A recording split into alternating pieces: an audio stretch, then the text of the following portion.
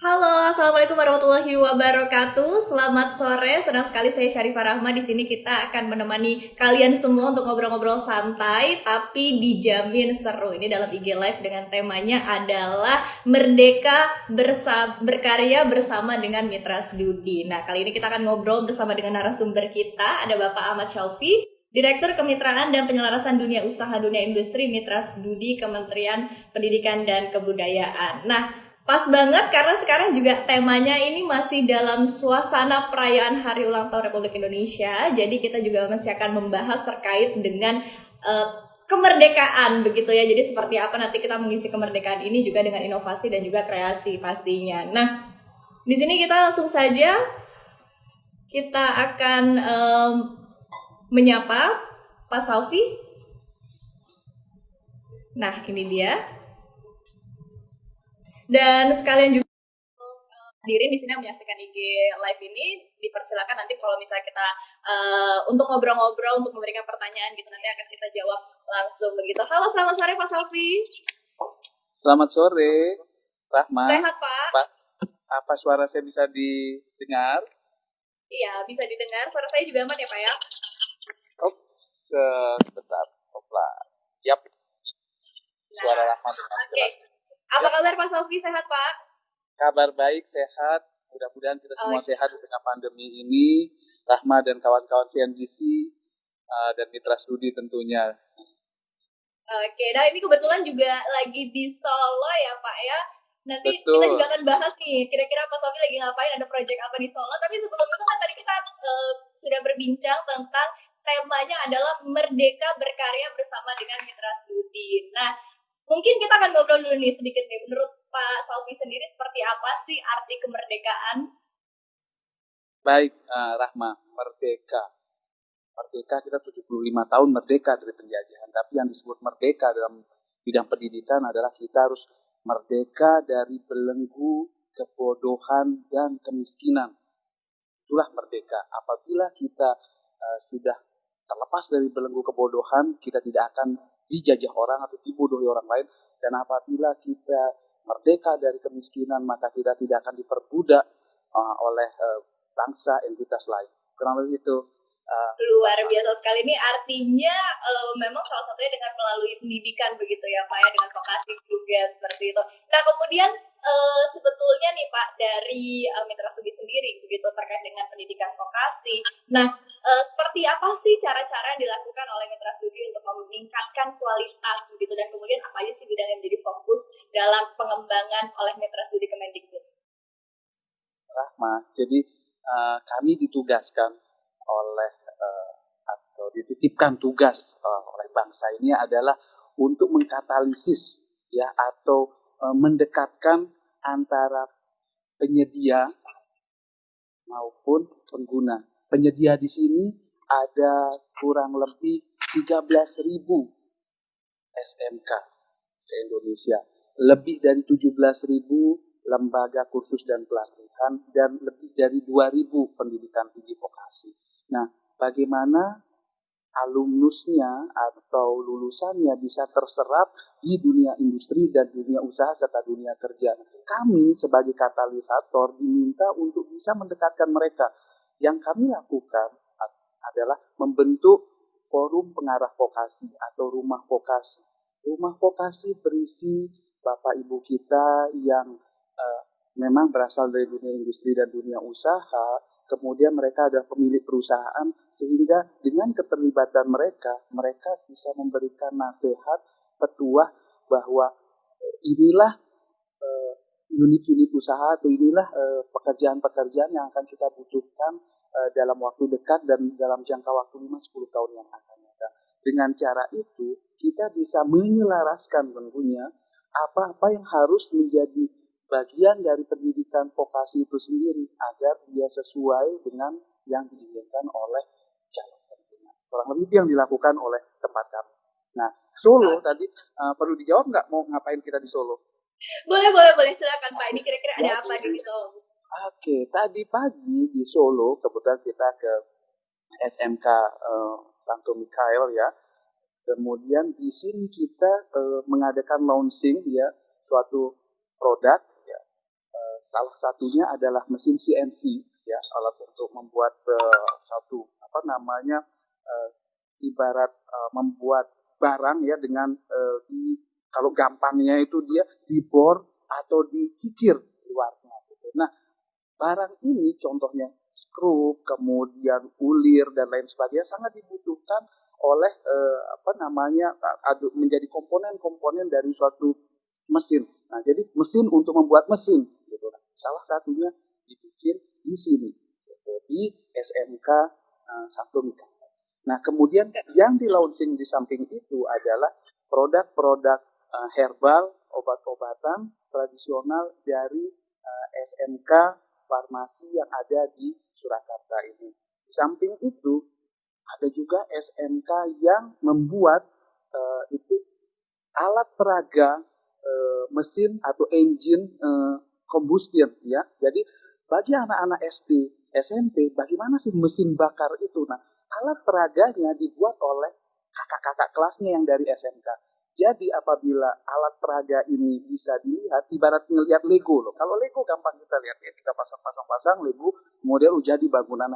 Dengan cara permainan yang indah ini, gitu, anak-anak SD atau SMP akan mudah memahami bagaimana mesin bekerja gitu. Kalau mesin itu bensinnya naik atau dieselnya naik, kemudian berputar dan sebagainya. Alat peraga itu dibuat oleh SMK. Itu yang kami launching pada pagi hari itu. Sore hari ini menjelang malam kami akan melakukan acara wedangan.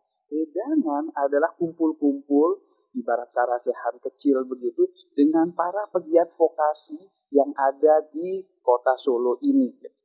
Jadi keren sekali. Dan ini juga rupanya keren sekali. Selamat ya sekali lagi untuk Mitra Studi dan juga tadi SMKN 1 juga, Pak. Oh ya, Pak Sofi ini banyak sekali rupanya menyapa Pak Sofi, mungkin bisa disapa juga. Ada Lady Feby, kemudian ada juga Anibes Momen, salam hangat Pak Sofi dari keluarga besar SMKN 1 Adi Warna Tegal.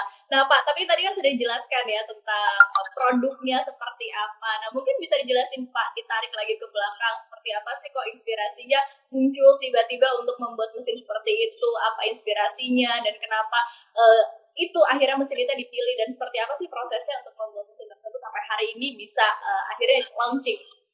Oke, jadi ini contohnya saja ya tadi CNC tadi, mesin untuk membuat mesin atau membuat komponen mesin. Kenapa? Karena skru, baut dan lain perintilan kecil, pernak-pernik atau komponen mesin itu sangat kita butuhkan. Hanya dengan kita bisa membuat komponennya, kita akan bisa merakit menjadi mesin besarnya gitu. Kurang lebih seperti itu ide dasarnya. Sehingga kebutuhan kita membuat mesin ini itu adalah menjadi suatu keharusan, challenge agar kita bisa mengetahui teknologi mesin itu sendiri dan bagaimana merakitnya komponen-komponen menjadi suatu mesin baru. Kurang lebih itu filosofinya. Jadi dianggap penting untuk membuat itu. Nah, untuk pembelajaran, mesin yang namanya CNC itu mempunyai banyak kegunaan, banyak bisa untuk metode pembelajarannya. Kemudian juga bisa dipakai untuk industri, untuk pabrik gitu. Jadi mesin pembuat mesin itu sangat diperlukan tidak hanya untuk industri itu sendiri, tapi juga untuk bahan pendidikan gitu. Jadi semua orang atau anak-anak yang mengerti vokasi itu harus mengetahui prinsip dasar bagi orang-orang teknik ya, mengerti prinsip dasar pembuatan mesin sederhana. Nah, kemudian tadi ada yang menyapa dari Tegal, ada saya sedikit out of topic ini ingin menyapa Tegal punya kesan yang pribadi yang khas kepada saya. Jadi kebetulan staf saya saat saya menjadi atas pendidikan 4 tahun yang lalu ya, saya menjadi atas pendidikan di Berlin, staf saya bertugas magang atau kita karyakan di SMK di Tegal. Nah, teman-teman ini diajar bahasa Jerman. Kemudian dampaknya adalah mereka bikin puisi bahasa Tegal itu diterjemahkan ke dalam bahasa Jerman. Keren nggak? Jadi puisi Tegalan buat bahasa Jerman. Salam untuk teman-teman di Tegal. Tapi memang sebetulnya prestasi, kemudian juga karya-karya bangsa Indonesia kita juga sebenarnya nggak kalah ya Pak ya. Termasuk tadi salah satu mesin CNC tadi kan sebetulnya. Betul. Jadi untuk menyebut itu, kemudian kita sebutkan juga di sini ada bola lampu. Bola lampu itu bohlam, bayangkan. Bohlam itu dibuat oleh Thomas Alva Edison pertamanya. Tapi berapa juta kebutuhan tuh di rumah. Nah itu teman-teman SMK dan ATMI yang ada di sini, di Solo, mampu membuat itu. Mari kita bayangkan apabila setiap rumah diterangi oleh produk dari SMK atau oleh politeknik yang ada di negara kita, tentunya kita tidak perlu membeli dari luar negeri. Jadi cintailah produk dalam negeri dengan cara membelanya, ya, mencintainya dan membelinya. Jadi salah satu yang saya perlu sebutkan tadi adalah produk bola lampu. Kemudian juga bagi yang suka YouTuber, ada lighting ya untuk bagus sekali di pencahayaannya. Jadi dan easy to use ya, user friendly. Jadi bagi yang suka selfie atau suka ngevlog, itu alat itu sayang tidak ada di depan saya, itu sangat bermanfaat. Jadi bagi young generation ya atau anak-anak milenial kali ini kayaknya butuh pernak-pernik itu, dan itu diproduksi penting sekali tuh. buat oleh Itu penting anak-anak banget itu Pak. Sekaligus nanti mungkin bisa dicek-cek gitu ya, bisa endorse juga, kayaknya itu bisa laris manis itu Pak. Dan Oke, itu nah tuh tadi kan udah kayaknya disebut. Rahma dan orang-orang seperti Rahma yang kita jadikan untuk ikon kita tentunya. Lanjut. Nah, oke Pak, tadi kan udah disebutin juga produknya seperti apa, terus latar belakangnya juga seperti apa. Nah kemudian nanti dari produk-produk yang tadi sudah dihasilkan gitu, seperti apa sih Pak nanti untuk distribusinya? Apakah memang sudah ada, oke kira-kira kita akan jual ke sini gitu? Seperti apa Pak ke depannya? Oke, tadi disebut. Untung sekarang ada yang nganterin ini loh dia, lampu LED untuk orang selfie. Okay. Pokoknya bagus.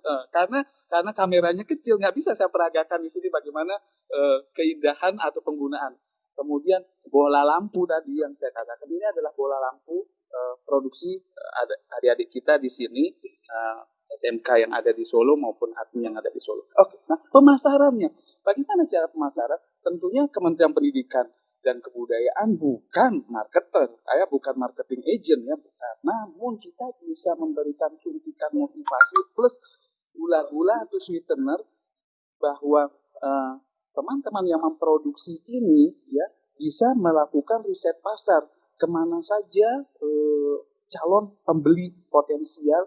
Nah, gula-gula atau sweetener atau insentif yang berasal dari kementerian kita itu gunanya agar mereka bisa market intelligence dan lain sebagainya, market research dan seterusnya dan sebagainya. Itulah agar produk yang mereka buat juga bisa laku di pasaran, dan tentunya melakukan pendekatan ke orang-orang seperti Rahma agar bisa di-endorse dan lain sebagainya. Tadi kata kalau mengambil istilah anak-anak milenial sekarang. Waduh, boleh Pak. Nanti saya cari, saya bantu risetnya aja nih kalau gitu Pak. Oke, Pak. Boleh. Tadi kan disebutin kalau Bapak juga kan sebelumnya sempat di Jerman nih Pak. Kemudian bisa nggak sih sebenarnya jika dibandingkan vokasi Indonesia tuh apalagi yang perlu ditingkatkan kalau kita melihat berkaca dari negara yang mungkin bisa kita katakan sudah lebih maju begitu Pak? Jadi kebetulan kami sempat kuliah di sana 4 tahun dan ditugaskan menjadi atas pendidikan juga 4 tahun, jadi total kurang lebih 8 tahun. Nah, kita tidak bisa membandingkan Jerman dan Indonesia ibarat membandingkan apple to apple gitu. Ya, mereka adalah negara federal, kita negara kesatuan. Mereka adalah di satu daratan luas, kita berjejer pulau-pulau dari barat ke timur. Nah, namun yang bisa kita ambil pengalaman atau praktek baik adalah Jerman memiliki undang-undang sistem pemagangan yang disebut namanya Berufsbildungsgesetz. Sehingga anak-anak pemagang itu kalau di Jerman itu masuk dalam satu himpunan khusus. Di Jerman ada kelompok pelajar disebut Schüler atau Schülerin, mahasiswa disebut student atau studentin, dilindungi mereka oleh undang-undang pendidikan. Sedangkan di sisi lain yang kedua ada namanya pekerja, worker atau Arbeiter namanya, dilindungi oleh undang-undang pekerja. Di tengah-tengah ini anak yang umurnya tanggung, umur 16 sampai 18 itu yang melakukan pemagangan, mereka disebut Azubi, singkatan dari Auszubildende. Mereka dilindungi oleh undang-undang yang namanya Berufsbildungsgesetz, yaitu undang-undang sistem pemagangan. Bagaimana mengaturnya, di mana mereka harus magang, berapa shiftnya dan berapa uang saku. Kebetulan di negara kita belum ada. Kita baru punya undang-undang sistem pendidikan nasional, undang-undang tentang perburuhan dan pekerjaan. Undang-undang yang dari Jerman ini kalau kita pelajari pelan-pelan ada baiknya. Tapi kan kita harus sepakat dulu. Nah, dengan kesepakatan itulah pelan-pelan kita ambil praktek baiknya. Nah, praktek baik itu kalau dengan kondisi ke-Indonesiaan kita hari ini adalah dengan kumpulnya kita di rumah vokasi atau forum pengarah vokasi, bapak-bapak kita yang menjadi pengusaha hotel dan pariwisata sudah bisa menyimpulkan bahwa anak-anakku, baiknya magang itu 6 bulan loh, yang paling minimum, dan yang bagus itu 1 tahun. Nah, klop kan, sebelumnya anak-anak biasa magang cuma paling tinggi 3 bulan. Dengan adanya Merdeka Belajar dan kampus Merdeka, pas sekali Mas Menteri sudah membuka peluang bahwa 3 semester loh boleh untuk berimprovisasi. Nah, dan cocok antara challenge dari Mas Menteri dan input dari bapak-bapak kita di industri pariwisata dan industri hotel bahwa magang itu 6 bulan sampai 1 tahun. Klop kan? Nah, potensi atau peluang ini harus digunakan sebaik-baiknya, begitu Rahma.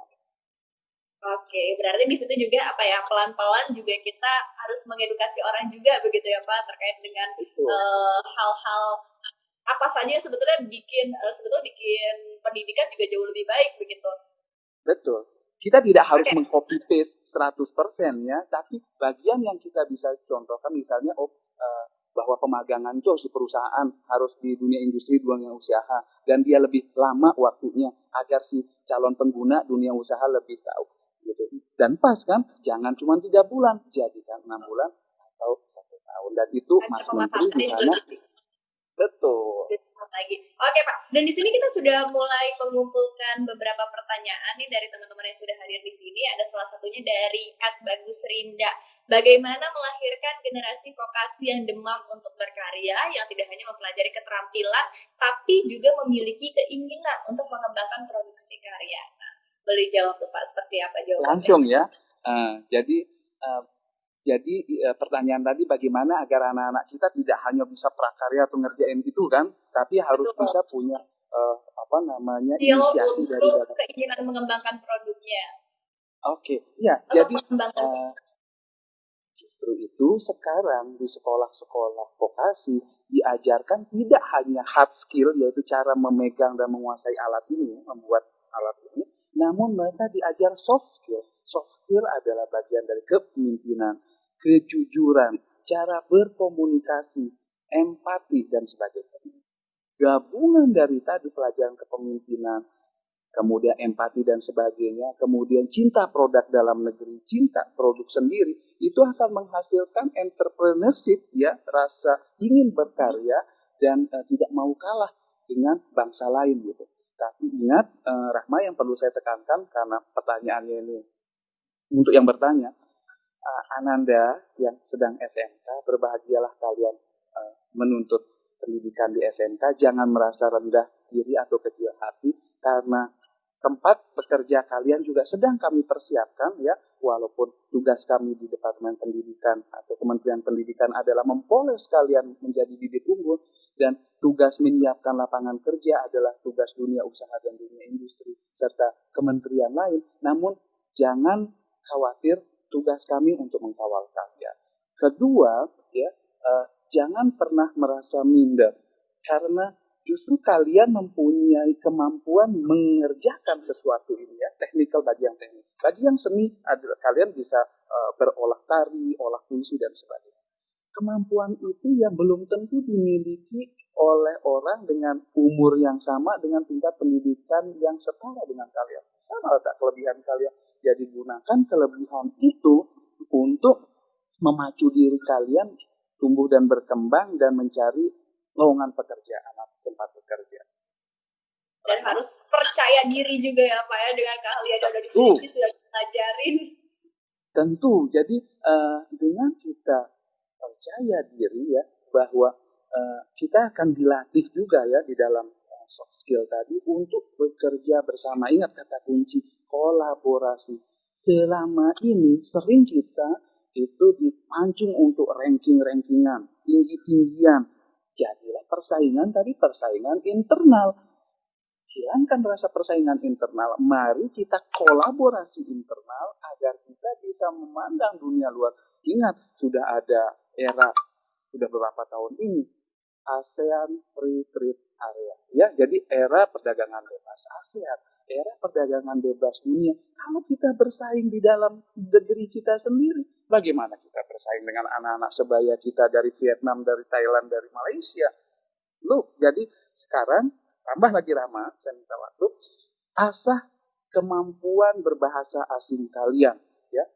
Yang bahasa Jepang silahkan, bahasa Mandarin, bahasa Inggris terutama, kemudian atau bahasa Jerman. Bayangkan untuk caregiver saja ya, atau untuk mengurus orang tua atau untuk mengurus balita diperlukan 150.000 lowongan di Jerman saja.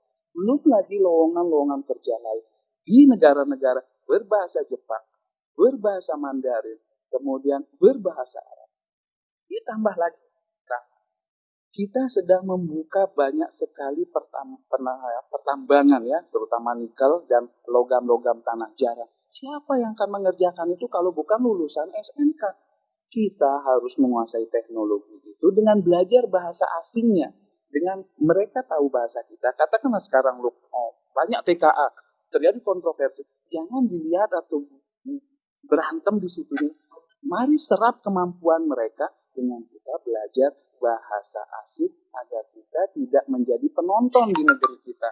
Begitu, Rahma. Agar kita juga lebih kompetitif, jadi bisa berkompetisi, bisa bersaing dengan nggak hanya dari dalam negeri tapi juga dari luar negeri ya Pak ya. Oke Pak, kemudian ini ada satu pertanyaan juga nih Pak, bisa disebutkan nggak sih Pak sebetulnya apa aja karya dari vokasi Indonesia yang sudah dilahirkan dan bisa bermanfaat bagi masyarakat banyak, mungkin karena ada banyak sekali, mungkin bisa disebutkan Pak apa saja.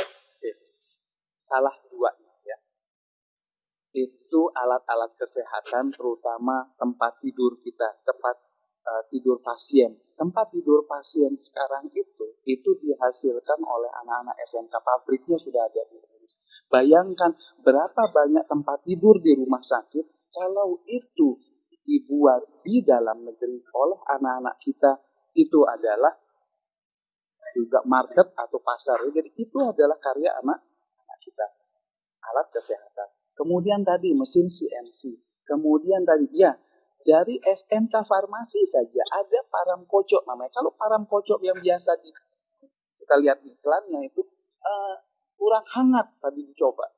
Tapi begitu parang kocok buatan SMK di kota Solo ini, formulasinya ya dia tidak lengket ya, kemudian dia nyaman dipakai, tapi khasiatnya ada. Nah, hanya saja sekarang bagaimana kita mengemasnya lebih banyak, dan seperti ini kita sering melakukan Instagram menceritakan itu ketok tular istilahnya, sehingga oh ya kita punya produk itu dan mari kita jaga, kita beli dan kita bela.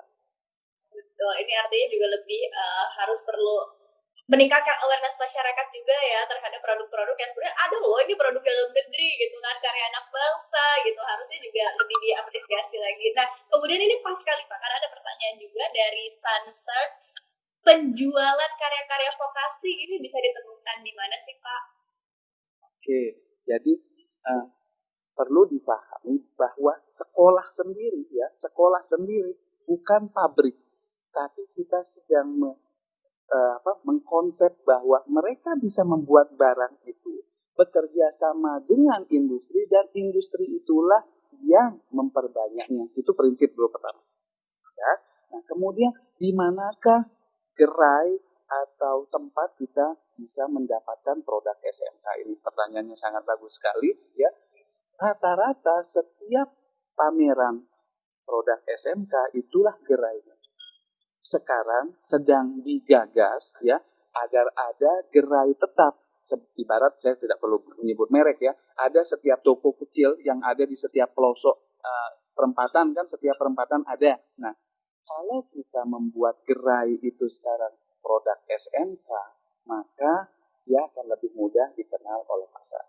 Tapi sampai saat ini sejauh ini baru ada pada saat pameran-pameran saja, karena jumlahnya masih terbatas. Tapi yang tadi ya, misalnya tempat tidur yang ada untuk pasien di rumah sakit itu sudah mass production dan sudah dipakai di dalam negeri dalam jumlah yang banyak. Luar biasa sekali, ini gak banyak yang tahu ya, bahkan sebenarnya saya juga dan mungkin teman-teman di sini yang menyaksikan baru tahu kalau ternyata tadi kasus-kasus di rumah sakit juga sebenarnya produk dalam negeri dan dihasilkan oleh vokasi begitu ya Pak ya. Nah kemudian pertanyaannya adalah menurut Pak Salvi, untuk saat ini sebetulnya mana yang lebih urgent atau lebih penting? Apakah mencetak entrepreneurship atau mencetak entrepreneur atau skill dari pekerja itu sendiri? Seperti apa Pak? Dua-duanya. Kenapa? Pilihan sulit ya Pak? Ya, kenapa saya jawab begitu? Kita nggak pernah minta COVID ini. COVID ini ada. Siapa yang pernah? Jadi sebelum saya jawab ke sana, kita mari bayangkan dulu kondisi realita kita hari ini. Kita nggak pernah minta COVID, tapi didatangkan COVID buat itu udah jadi challenge agar kita bisa berpikir lebih gitu. Nah, bagi dunia usaha sekarang karena juga harus menjaga jarak, harus menggunakan protokol, otomatis jumlah karyawan yang bekerja per harinya kan otomatis berkurang. Itu secara logis dan make sense ya. Nah, otomatis jumlah orang yang tanda kutip nganggur itu kelihatan lebih banyak dong. Kita keine Frage kalau bahasa Jerman itu nggak usah ditanyakan lagi, kita udah sama-sama tahu ya. Nah, sekarang jadi kita balik, itu udah kondisi yang sudah given, yang harus kita hadapi bersama. Nggak perlu kita salahkan, ini salah sih barat atau timur, utara atau selatan ya, kita hadapi. Nah, menghadapinya tadi, bagaimana si pendidikan vokasi ini, apakah mencetak agar orang itu mampu bekerja sebagai pekerja di perusahaan atau sebagai entrepreneurship? Dua-duanya, karena UMK ya, usaha mikro kecil dan menengah, itulah yang menjadi atau seharusnya menjadi pilar ekonomi kita. Karena kalau kita lihat data-data ya, kita lihat data menurut sensus atau survei angkatan kerja yang terkini tahun bulan Februari 2020 itu penyumbang pekerja itu di UMKM tadi. Jadi 90% daya dukung, daya topang kita itu ada di UMKM. Kalau kita ya masuk ke dalam UMKM atau memperkuat UMKM itu, maka ekonomi kita itu akan setidaknya akan lebih kokoh gitu.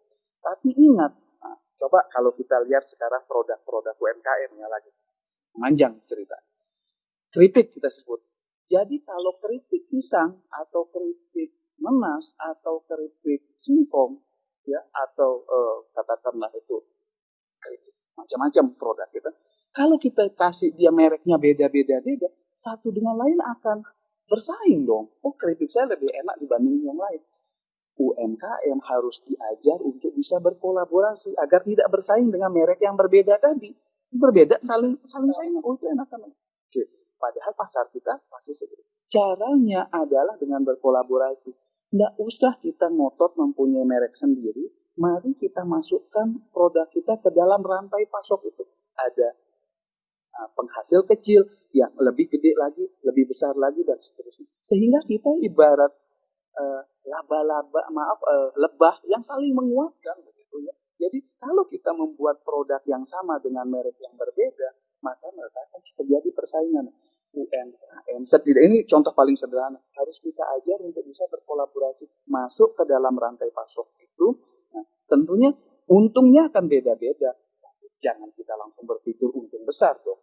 Jadi kembali UMKM kata kunci, kemudian entrepreneurship tadi, bahwa pada saat dia belajar vokasi ini baik di tingkat SMK, kursus atau pelatihan atau di sekolah tinggi vokasi, dia minimal belajar cara membuat produk, asal produk akhir ya. Tapi produk ini kan bukan hanya ini. Kalau dia dibentuk produk ini dengan model ada misalnya mobil-mobilan, dia bisa menjadi hiasan. Kalau dia dibikin bentuknya kayak handphone, dia akan jadi hiasan lain lagi. Jadi ada nilai tambahnya. Anak-anak SMK saat ini sudah dilatih ya, tidak hanya belajar membuat alat ini saja, tapi mengkreasikan dia, menambahkan lampunya, pernak-pernik lain dan sebagainya. Dan itu adalah modal bagi si anak itu untuk berwirausaha baru. Begitu, Raka. sekali. Berarti kuncinya adalah tadi kolaborasi, inovasi, kreativitas, begitu bagaimana kita bisa melihat satu produk itu, kemudian juga bisa melihat apa ya, bigger picture-nya kali ya Pak ya, gambaran besarnya seperti apa dari kreasi sampai akhirnya bisa menjual produk itu sendiri, begitu sudah harus ada bayangannya ya Pak ya. Tambah sedikit, Rama. Contoh, Oke. lampu-lampu ini misalnya, tadi kan bagus untuk selfie. Tapi kalau kita bikin dia modelnya gedung DPR MPR, kemudian kita datang ke anggota DPR, kita katakan, Bapak, ini hasil karya kami, tolong Laris, dibeli. laris. Betul kan? Kalau kita jadikan ini souvenir, bagus dia bentuknya gedung DPR MPR. Kemudian kalau tokoh masyarakat yang menggunakannya, memajangnya di rumah, tentu akan menjadi barang yang wah juga, sehingga setiap orang ingin punya. Kurang Betul. lebih begitu, Rahma. Betul, betul, betul. Ide yang bagus tuh Pak. Mungkin bisa ada yang menyimak di sini, kemudian langsung dibikin nih kira-kira nanti. Oke Pak, kemudian ada lagi juga pertanyaan dari, ini ada best moment. Ini tadi yang dari Tegal Pak. Bagaimana mengimplementasikan di SMK 3 tahun, bagaimana mengimplementasikan di SMK 3 tahun ikut program setahun Pak? Apakah bisa diterapkan? Ya, jadi tidak hanya itu ya. Direktorat Jenderal Pendidikan Vokasi saat ini sedang menggagas fast track namanya, jalur cepat anak-anak ya SMK langsung menjadi lulusan diploma 2, P2. Jangka waktunya bukan 3 tambah 2, tapi hanya 4,5 tahun. Jadi kita sudah menghemat. Dengan dia fast track tadi 3 tahun di SMK, kalau dia biasa, kemudian 2 tahun di diploma ya, kita press dia menjadi 4,5 tahun. Dia punya pengalaman ya untuk merasakan menjadi mahasiswa itu sudah sejak dini. Kemudian dalam program ini keterlibatan dunia usaha, dunia industri juga sangat masif, sehingga anak-anak tersebut sudah mengenal calon tempat dia bekerja lebih dini dari model yang lama di tahun-tahun sebelumnya. Wah, ini menarik nih Pak. Ini menarik, berarti kan ketika ada fast track gitu, berarti apakah ini juga artinya dalam jangka beberapa tahun itu artinya dia akan mengikuti pola belajar di SMK, kemudian baru setahun terakhir baru mengikuti pola belajar di kuliah. Ini artinya ada perbedaan pola belajarnya sendiri Pak. Betul. Ya, kurang lebih seperti itu idenya. Kemudian untuk vokasi juga tidak hanya fast track tadi yang anak SMK menjadi D2. Kita sedang juga dan sudah ya melakukan kerjasama dengan Universitas Magdeburg di Jerman, bahwa anak-anak kita yang lulusan, kalau dulu disebut Politeknik D4 ya, sarjana terapan, sekarang kita sudah challenge mereka untuk menjadi master terapan di Jerman. Asal kemampuan bahasa Jerman mereka setara B1 sudah ada. Kita sedang mengusahakan ya, kalau kerjasamanya MOU-nya sudah ditandatangani antara pimpinan Universitas Magdeburg Jerman dengan Bapak Direktur Jenderal Pendidikan Vokasi. Action-nya dalam jangka waktu winter semester atau summer semester tahun depan, kita diminta untuk mengirimkan masing-masing batch itu 40 mahasiswa Indonesia yang tadinya sarjana terapan untuk kita poles di Jerman menjadi master terapan. Itu adalah salah satu gula-gula atau sweetener pendidikan vokasi era saat ini. Wah, dan ini menarik sekali Pak Sofi, karena ternyata banyak sekali nih antusiasme dari teman-teman yang ada di sini yang menyimak terus mengajukan pertanyaan. Ini juga ada dari Lady Feby juga mempertanyakan lulusan vokasi tahun ini apa banyak diterima oleh dunia industri Pak, dan seberapa banyak target di tahun ini. Dan ini kemudian juga ada lanjutan di bawahnya Pak, ada apresiasi, ada pujian, penjelasan Bapak sangat mudah diterima tuh. Oke, mungkin bisa dijawab juga Pak Salvi seperti apa tadi pertanyaannya, ada lulusan vokasi, apa banyak diterima oleh dunia industri dan seberapa banyak targetnya Pak? Baik, saya tentunya tidak akan menyebut angka di sini direct ya, exactly secara statistik. Tapi kalau saya hadir di kota Solo ini, SMK Santo Mikael itu hampir 100% lulusannya diterima. Jadi kemudian SMK Mitra Industri di kawasan Industri MM 2100 di Bekasi, juga lulusannya itu langsung sudah ditawar oleh dunia usaha dan dunia industri. Jadi ada contoh SMK yang baik, sehingga SMK lain harus memacu diri seperti itu. Kemudian di pertanyaan tadi, berapa persen yang terserap pasar tenaga kerja. Adinda bisa lihat sendiri kan, adik-adikku, ini sedang COVID.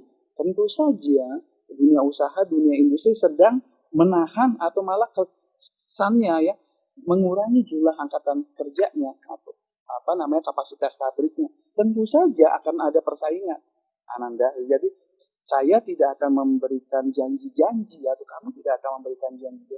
Dengan melihat data itu sendiri kita sudah tahu akan terjadi persaingan yang sengit pada saat COVID saat ini. Namun itu bukan menjadi kartu mati kita ya, karena tadi disebutkan bahwa ada bagian dari pendidikan SMK itu yang men-challenge atau mengajak Ananda untuk bisa belajar berwirausaha sendiri.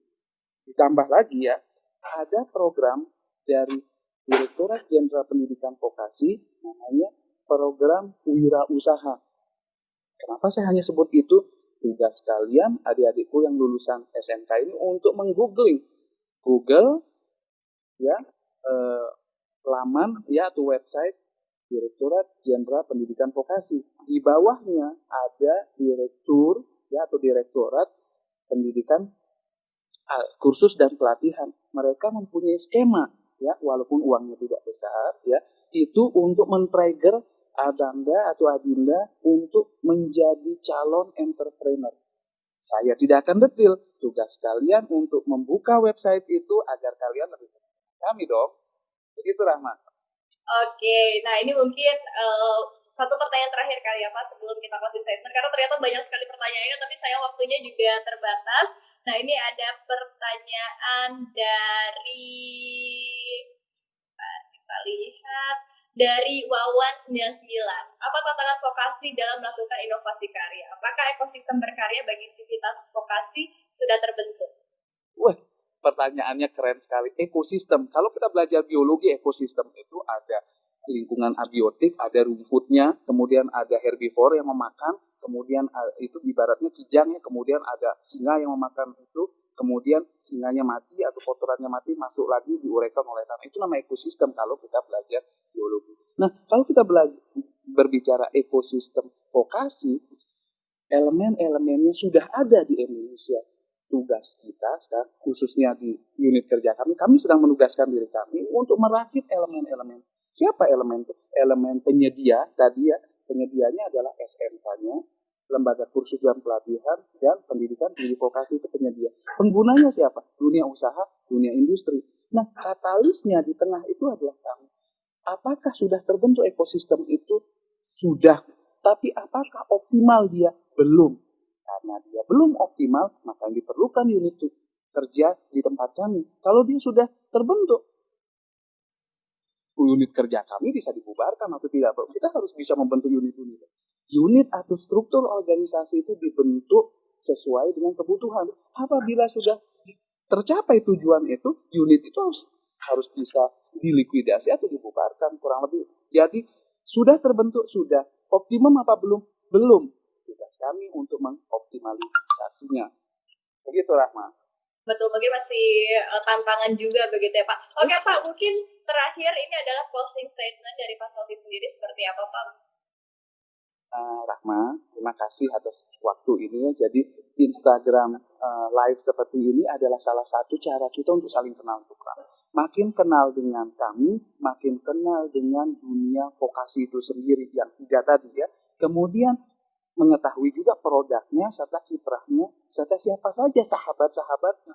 Itu yang terpenting ya. Kemudian pesan saya untuk anak-anakku, baik yang sedang SMK atau sedang di Politeknik, kalian bukanlah warga negara kelas 2. Kita sama-sama dididik soft skill, hard skill. Gunakan kemampuan itu untuk mengasah bahasa asing kalian, terutama agar dunia ini lebih lebar 5 kali lipat.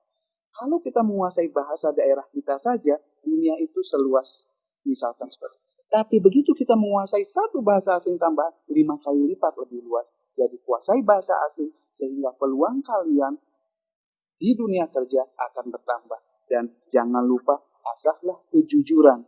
Karena kejujuran adalah mata uang yang berlaku di mana saja. Dengan kejujuran kalian akan dipercaya oleh calon penerima kalian. selamat sekali lagi mengikuti pendidikan walaupun kita tengah menghadapi pandemi COVID sekarang ini. Tetap sehat, tetap jaga protokol kesehatan, ya. Semoga kita sukses bersama. Saya kembalikan ke Rahma. Oke, terima kasih sekali Pak Ahmad Salfi, luar biasa sekali, banyak sekali insight-insight, pengetahuan, inspirasi juga yang disampaikan oleh Pak Salfi. Sekali lagi terima kasih Pak. Demikian tadi kita sudah berbincang-bincang dengan Pak Ahmad Salfi, Direktur Kemitraan dan Penyelarasan Dunia Usaha Dunia Industri Mitra Studi Kementerian Pendidikan dan Kebudayaan. Terima kasih yang sudah bergabung di sini sore hari ini. Semoga bisa memberikan inspirasi. Sekali lagi, saya Syarifah Rahma, mohon undur diri dan mohon maaf jika ada kekurangan. Terima kasih. Mungkin kita perlu sering-sering kali ya Pak ya. Ini kita ngobrol-ngobrol karena ternyata antusiasmenya luar biasa sekali. Oke, demikian. Terima kasih. Selamat sore. Wassalamualaikum warahmatullahi wabarakatuh. Waalaikumsalam. Sehat selalu ya. Terima kasih Pak.